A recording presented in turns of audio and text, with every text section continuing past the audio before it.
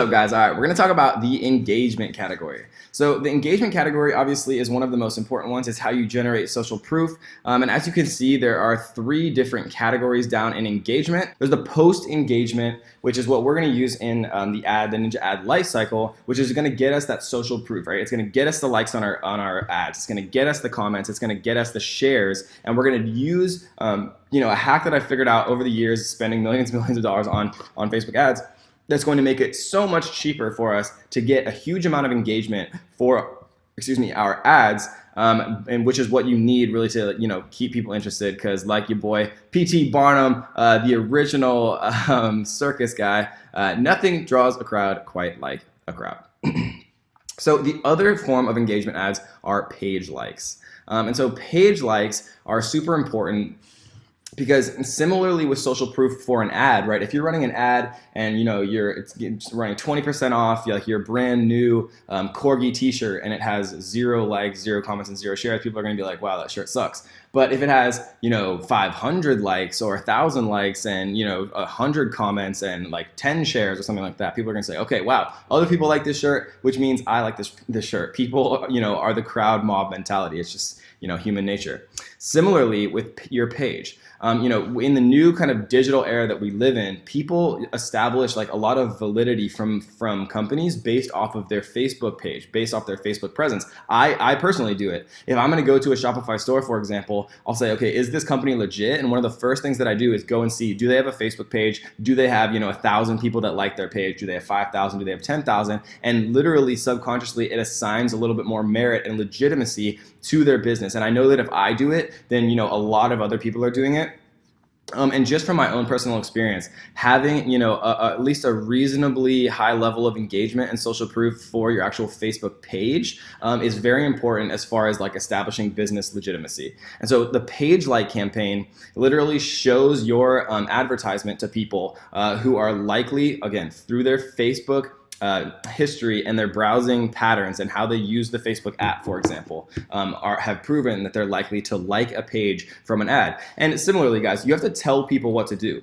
So if you're going to run a page like advertisement, right there in your ad copy, right, where you actually write out the text, you want to say, hey, like, go out and like my page. And again, we're going to run through and actually create campaigns in most of these different marketing objectives and show you all of the settings that I personally use. But the purpose of this module is to kind of get your cogs and your wheels turning of when you're going to be using each one of these marketing objectives. And then later on in future modules, we're going to show you exactly how to create these ad campaigns literally from start to finish, all of the settings we use, all of the hacks, right? Because there's a ton of different little considerations, like do you optimize for impressions or link clicks? There's a lot of things that we're gonna teach you exactly how to set up all of these important campaigns. And some of them we're not gonna use, like store visits or app installs, just because they're not applicable to like 99% of people who are gonna be part of the Ninja family in this course, and just running Facebook ads in general. But again, if you guys are interested in these ones that are not commonly used,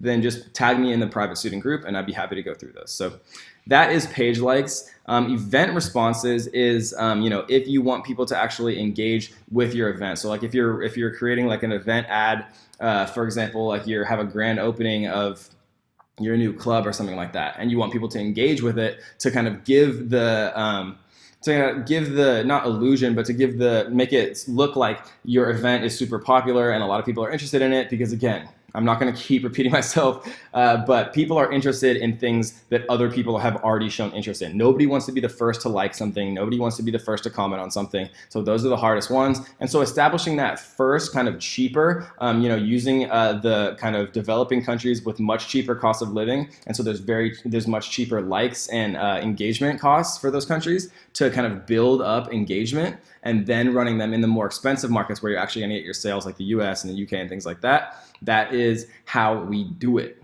So that is engagement. Again, we talked about in foreign countries, and we're going to talk about exactly which ones to run them in. Here's 4 of my favorites: Pakistan, India, Philippines, and Thailand. These countries give you such unbelievably cheap cost per likes. You can get them for like literally significantly less than a cent per like or per engagement, depending on how well you set these up. And so the next thing that we're going to talk about, guys, is probably one of the most important hacks that I've ever figured out related to Facebook advertising. So I like to call it the social duplication ninja hack. And guys, what this does is it allows you to kind of leverage all of the social proof on a single ad across a ton of different split tests. And let me explain that a couple other ways because it's so important that you understand, right? So for this, for the ad lifecycle, we're doing engagement first, then traffic, then conversions, right? But when we make this very first engagement campaign, we want to make that ad as if it was our final conversion campaign. So we're not making like an ad that says, you know, like, hey, come and engage and like do all this like engagement stuff, right? Because the first ad that we make is going to be the final product that we're actually running traffic to our site with and that we're running conversion campaigns to our site with, right?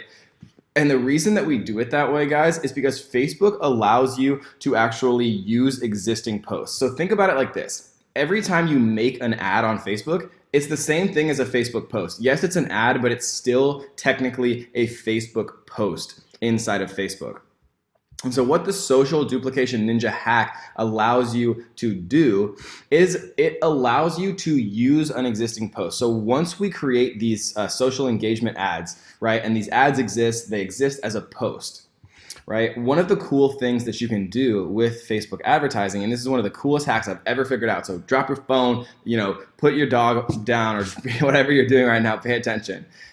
Because once you create this first engagement ad, it has its own what's called a post ID.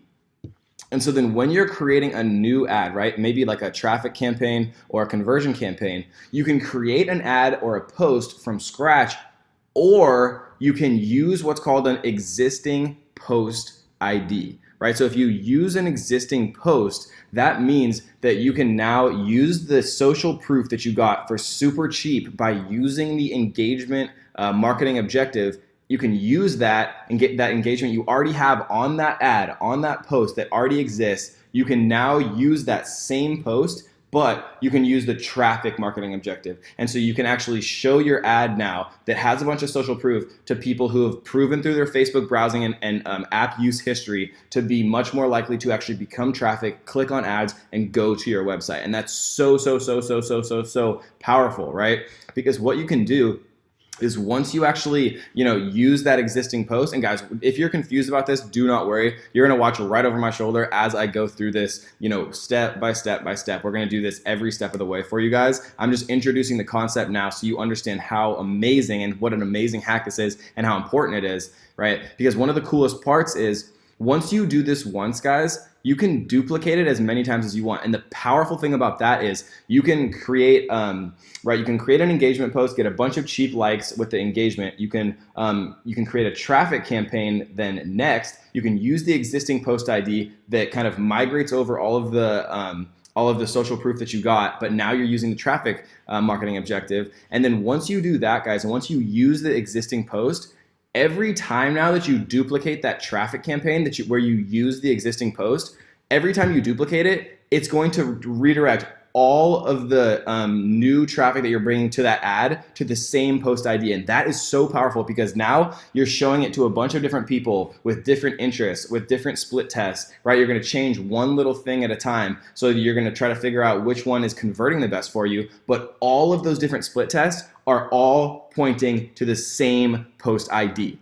And that's so powerful because now you're showing it to 1,000 people who like Tony Robbins. You're showing it to 1,000 people who like Tim Ferriss, but it's all to the same post ID. So if one person likes it from here, one person likes it from there, now the same post has 2 likes and you just get more and more social proof, which then, you know, creates a snowball effect because the more social proof you have, the more interested cold traffic and new people seeing the ad become, and then the more social proof you get. So it's a beautiful process. So obviously I get really excited about that. And again, the social duplication ninja hack, we will talk about in depth much more in the course and how to make it work and really explode the profitability of your campaigns just using this single hack. I'm gonna show you exactly how to do it over my shoulder.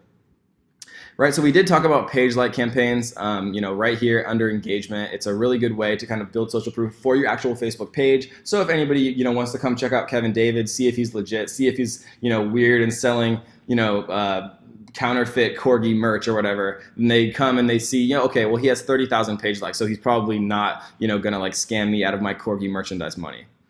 App installs is the next marketing objective. This one is not particularly widely used. Obviously, for app developers and things like that, it is. We are not going to go in depth on this one, but again, like always, if you guys have specific questions, if you're an app developer and you join the course specifically for that, tag me in the private group and I'd love to chat. That is everything as an introduction for the engagement category, how to build social proof. We talked about the post engagement, page likes, event responses, and we briefly touched on app installs. So I hope you guys enjoyed that one, and let's get to the next.